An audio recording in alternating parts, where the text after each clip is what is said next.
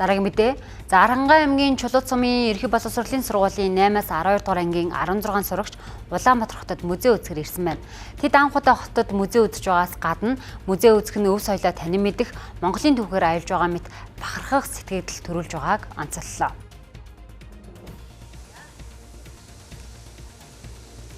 Музей бол ингээд гоё мэдлэг олгод юм байна гэж бодлоо. Одоо бид нар чи ингээд өв соёлоо жоохон алдах гээд байгаа тиймэрхүү юутай штэ. Тэнгүүт гоё ингээ үзүүлээд яг ингээд өмнөх өв соёлоо илүү таниулж байгаа юм шиг санагдчих.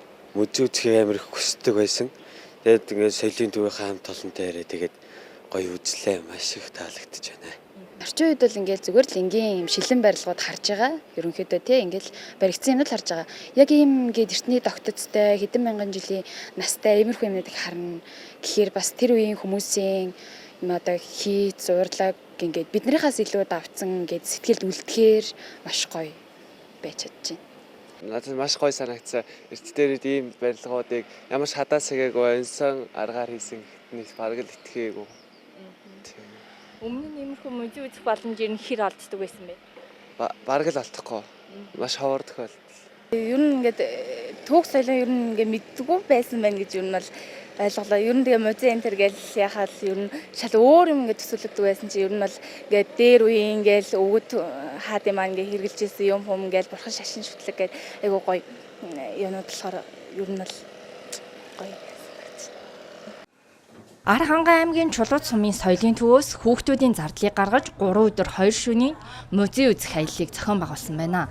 Мөн энэ талаарх мэдээллийг захим хуудасаараа дамжуулан хүргэж хүсэлт гаргасан хүүхдүүдийг сонгожээ. Сурагчид замдаа Аранхай аймгийн музей, Эрдэнэ 100 хийдийг үзснээс гадна Чойжин ламын сүм музей, Чингисийн музей, Монголын үндэсний музейг үзсэн юм а. Энэ аялал манай соёл урлагийн аймгийн соёл урлагийн газрын аялагч хүүхд 2025 хөтөлбөрийн хүрээнд зохион байгуулагдж байгаа. Манай соёлын төв маань энэ аялагч хүүхдийг 2 дахь удаагийнхаа аялалд амжилттай зохион байгуулад явж байна.